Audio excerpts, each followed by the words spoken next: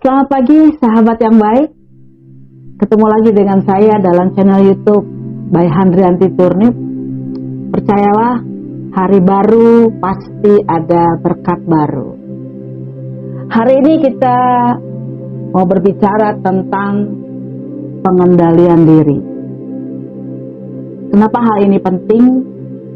Pengendalian diri itu begitu luar biasa di mata Tuhan. Saya masih ingat ada beberapa teman kita ataupun orang-orang terdekat kita yang luar biasa dalam kehidupannya. Karirnya luar biasa. Rumah tangganya diberkati. Pergaulan persahabatannya luar biasa. Tapi tiba-tiba pada saat dia tidak mampu mengendalikan diri, semuanya hancur, berantakan dalam seketika. Kalau kita mau contohkan beberapa hal dalam kehidupan kita sehari-hari, rasanya kita nggak cukup bicara 1-2 jam ke depan. Kita butuh waktu banyak untuk bisa memberikan contoh betapa mengerikannya dampak dari orang yang tidak bisa mengendalikan diri. Sahabat yang baik, saya ingat akan firman Tuhan yang mengatakan bahwa orang yang tidak bisa mengendalikan diri itu seperti kota yang roboh temboknya. Maksudnya bagaimana? Kita bisa bayangkan seperti ini. Suatu kota, di dalam kota itu pasti ada pemimpinnya, ada aktivitasnya, ada kegiatan-kegiatan yang luar biasa yang menghasilkan begitu hiruk pikuk di dalam kota itu. Kesuksesan, mungkin nama besar ada di dalam kota itu. Tapi pada saat kota itu tidak mampu mengendalikan dirinya dan tembok itu roboh, maka sebenarnya dia sedang mempersilahkan satu kekuatan baru, kekuatan asing datang, dan pada saatnya dia akan menghancurkan kota itu. Benarlah firman Tuhan katakan, benar-benar seperti kota yang roboh temboknya. Tidak ada lagi pertahanan. Semua terbuka luar biasa untuk kehancuran itu datang. Hanya tinggal tunggu waktu. Mengerikan pada saat kita tidak mampu mengendalikan diri. Tapi sebaliknya, firman Tuhan katakan, orang yang mampu mengendalikan diri, dia seperti orang yang merebut kota. Satu hal yang sangat bertolak belakang. Maksudnya bagaimana? Ternyata pada saat kita mampu mengendalikan diri kita dalam kondisi baik atau tidak baik, ternyata kita lebih dari seorang pemenang. Bukan saja pemenang, tapi lebih daripada seorang pemenang. Kota itu barangkali akan menjadi milik kita. Dan kita mampu melakukan hal-hal yang baik di dalam kota itu. Pada saat kita mampu mengendalikan diri. Sahabat yang baik, ternyata orang yang menguasai dirinya itu melebihi kedudukannya. Maksud saya, orang yang bisa menguasai diri itu kedudukannya jauh lebih tinggi daripada orang yang sabar. Dia katakan begitu, orang sabar itu katanya seperti pahlawan, melebihi pahlawan. Menjadi pahlawan aja udah hebat, tapi sabar itu lebih dari seorang pahlawan. Tapi kata Tuhan, orang yang menguasai dirinya itu melebihi dari itu. Seperti orang yang merebut kota. Suatu karakter yang luar biasa. Biasanya orang yang bisa mengendalikan diri itu adalah orang yang tenang, orang yang mampu melihat dengan logikanya, tapi juga dengan hatinya. Itu kenapa dikatakan seperti melebihi merebut kota. Keren, saudara. Saya percaya orang yang bisa mengendalikan diri itu dia akan menjadi pribadi yang dewasa, gak mudah terpengaruh, gak mudah terombang-ambingkan. Tapi bukan berarti dia menjadi orang yang kaku sehingga aneh, atau bahasanya holy begitu ya, sok rohani. Bukan, saudara. Orang yang bisa mengendalikan diri adalah orang yang tenang dalam kondisi baik atau tidak baik. Lalu saya mulai berpikir, kira-kira apa yang bisa kita kuasai? Paling tidak dalam kondisi saat ini, di mana pandemi virus corona merajalela, kita dipaksa untuk diam sejenak, dan kita harus melihat sekeliling kita. Ada yang semakin susah, ada yang semakin terpuruk, bahkan ada orang-orang yang mentalnya, bahasa saya, tengil begitu ya, gak bisa dibilangin. Pemerintah sudah begitu luar biasa memberikan informasi apa yang harus dilakukan, tapi dia masa bodoh, dia gak peduli. Itu kenapa saya katakan penting kita menguasai diri. Bagaimana kita bisa bersikap, bagaimana kita bisa bertingkah laku dalam situasi yang mungkin buat sebagian orang katakan ini gak nyaman. Hanya orang-orang yang mampu mengendalikan diri, dia bisa melihat peluang, kesempatan, juga berkat dalam situasi yang menurut kacamata banyak orang ini adalah satu malapetaka. Sahabat yang baik, mari kita belajar. Ada beberapa hal dan saya melihat dan mencatat, kalau 3 hal ini bisa kita kuasai, maka kita bisa menjadi pribadi yang berbeda di tengah-tengah pandemi seperti ini. Yang pertama adalah kuasai dalam pikiran. Saudara yang terbaik, pada saat kita mampu mengendalikan pikiran kita, maka kita bisa mengontrol tindakan kita. Kita bisa mengontrol pikiran-pikiran yang jahat. Benarlah yang Paulus bilang begini, kalau kita bisa menguasai pikiran kita, dan dia mengatakan menawan pikiran kita dan menaklukkannya kepada Kristus, maka sebenarnya kita menyerahkan pikiran kita di dalam kontrol Tuhan. Kalau kita mengisi pikiran kita ini dengan firman Tuhan, maka kita bisa mengontrol semuanya sesuai dengan kehendak Tuhan. Kita bisa melakukan hal-hal yang benar, dan kita minta hikmat Tuhan untuk bisa melihat segala sesuatu, dan kita bisa melakukannya dengan tepat. Kita butuh Tuhan untuk mengendalikan pikiran kita. Yang kedua adalah kita bisa menguasai lidah kita.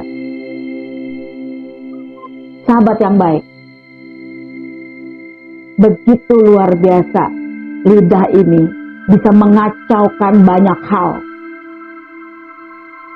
Pada saat kita tidak mampu mengendalikan lidah kita ini. Bahkan Yakobus pernah bilang begini, lidah ini adalah bagian terkecil dari tubuh kita, tetapi dengan lidah bisa memegahkan perkara-perkara. Tapi dengan lidah juga yang kecil ini, yang diumpamakan seperti api, dia bisa membakar hutan yang besar. Bisa bayangkan, pada saat kita tidak mampu mengendalikan atau menguasai lidah kita ini, berapa banyak perkara yang mungkin tadinya kecil, sederhana, tetapi menjadi besar karena kita salah ngomong, salah mengutarakan. Beribu kali mungkin kita katakan, saya tidak punya maksud seperti itu, saya tidak punya rencana untuk mengatakan itu. Telat, saudara. Kenapa? Karena lidah ini bisa memperkatakan berkat, bisa juga memperkatakan kutuk.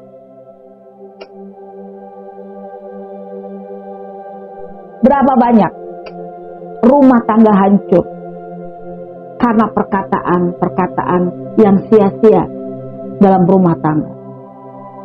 Berapa banyak hati anak-anak hancur karena perkataan orang tua yang tidak membangun. Berapa banyak persahabatan hancur karena perkataan yang begitu terlontarkan sia-sia. Berapa banyak orang-orang kehilangan pekerjaan hanya karena perkataan yang tidak membangun. Sahabat yang baik, pada saat kita tidak mampu mengendalikan lidah, maka kehancuran itu akan menjadi suatu yang pasti dalam kehidupan kita. Yang ketiga yang perlu kita kuasai paling tidak adalah mata kita.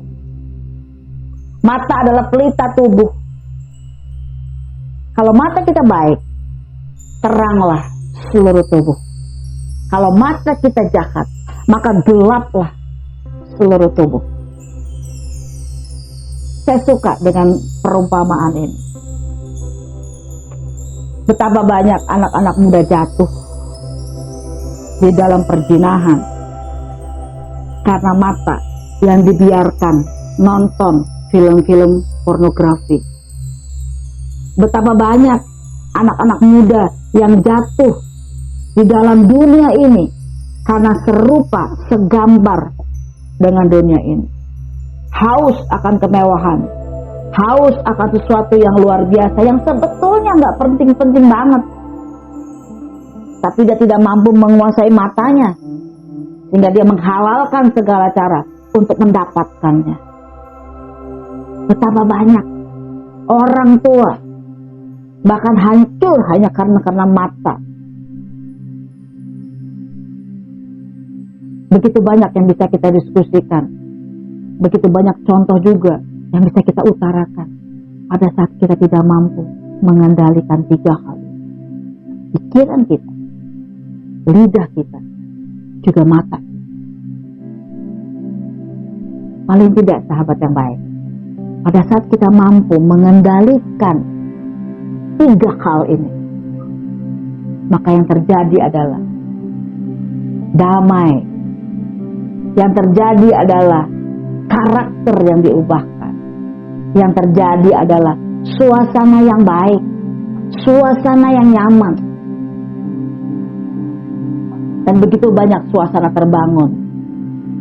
Dan begitu banyak juga perkara yang selesai pada saat kita mampu mengendalikan 3 hal tadi. Satu contoh yang ingin saya katakan atau saya mungkin beritakan hari ini. Satu tokoh dalam Alkitab yang jatuh pada saat dia tidak mampu mengendalikan diri. Sebut saja orang yang luar biasa diberkati Tuhan pada zamannya, yaitu Simpson. Siapa yang tidak kenal Simpson? Dia adalah satu tokoh yang sangat terkenal di zamannya. Diberkati Tuhan, punya kekuatan yang luar biasa. Bahkan dia bisa mengalahkan ribuan tentara Filistin seorang diri. Dan dia bisa merebut kota. Pasti, saya percaya, kita semua tahu cerita ini. Tapi Samson, pada saat dia tidak mampu mengendalikan dirinya, dia kalah kepada seorang wanita bernama Delilah. Delilah potong rambutnya yang menjadi kekuatan seorang Samson. Nah, pada saat itulah selesai karirnya, kekuatannya, kegagahannya, karena dia tidak mampu mengendalikan dirinya. Sahabat yang baik, kendalikan dirimu. Jangan seperti Samson. Siapapun Anda saat ini, seberapa hebatnya karir Anda, seberapa luar biasanya fisik saudara, seberapa hebatnya Anda bergaul di dalam kehidupan ataupun pergaulan yang menarik, yang luar biasa, Anda diagul-agulkan. Satu hal yang harus ada dan terus menerus kita bangun adalah pengendalian diri. Jangan sampai semua yang kita bangun bertahun-tahun dalam waktu yang sangat lama hancur hanya karena kita tidak mampu mengendalikan diri. Sahabat yang baik, siapa bilang mengendalikan diri itu gampang? Siapa bilang mengendalikan diri itu adalah suatu hal yang mudah seperti membalikkan telapak tangan untuk dilakukan? Enggak, saudara. Bahkan Tuhan pun tahu bahwa ini adalah sesuatu yang tidak mudah kita lakukan. Tetapi bisa kita lakukan kalau kita melakukannya secara terus-menerus. Izinkan saya untuk mengingatkan kita dengan firman Tuhan yang luar biasa. Izinkan saya membacakannya buat saudara. Di dalam 2 Petrus 1 ayat 5 sampai 6. Dikatakan demikian di sana. Harus sungguh-sungguh berusaha. Firman katakan bukan berusaha saja, tapi sungguh-sungguh berusaha. Artinya suatu tindakan yang begitu keras. Perlu keseriusan, perlu komitmen, perlu tahu betul bahwa itu adalah sesuatu yang penting. Maka dikatakan dalam firman, harus sungguh-sungguh berusaha. Untuk apa? Yang pertama, dia katakan menambahkan kepada imanmu kebajikan. Menambahkan kepada imanmu kebajikan. Artinya dimulai dengan iman. Kita tidak mampu melakukan penguasaan diri ini seorang diri. Kita perlu Tuhan, kita perlu Roh Kudus untuk memampukan kita mengendalikan diri. Kita perlu iman. Iman itu akan membuat kita kepada kebajikan. Begitu firman Tuhan katakan. Yang kedua, kebajikan kepada pengetahuan. Jadi kalau sudah kebajikan, maka ada pengetahuan. Kita bisa melihat begitu banyak orang hebat, pintar, luar biasa, jenius. Tapi pada saat dia tidak mampu mengendalikan diri di dalam Tuhan, dia akan menjadi orang yang sangat berbahaya. Pengetahuan itu baik, tetapi pada saat pengetahuan itu diletakkan tidak di dalam kuasa Tuhan, maka pengetahuan itu akan menjadi berbahaya, baik buat dirinya, baik juga buat orang lain. Itu kenapa firman Tuhan katakan, menambahkan iman kepada kebajikan adalah pengetahuan. Setelah pengetahuan adalah penguasaan diri. Tuhan tahu betul bahwa manusia punya kehebatan luar biasa di dalam mempelajari pengetahuan. Itu kenapa penting penguasaan diri. Pada saat kita mampu sudah melakukan penguasaan diri, Alkitab katakan ada ketekunan. Penguasaan diri yang dilatih secara terus-menerus akan melahirkan ketekunan. Siapa bilang ketekunan itu bisa diraih dalam sehari 2 hari? Omong kosong, saudara. Ketekunan itu harus dilatih. Dilatih dan terus dilatih. Dikatakan sungguh-sungguh berusaha.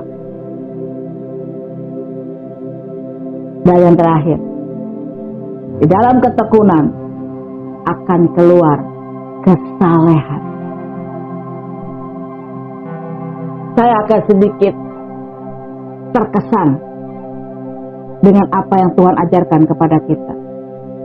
Ternyata penguasaan diri itu harus dilakukan secara terus-menerus. Dan saya sangat setuju dengan apa yang dikatakan oleh Paulus.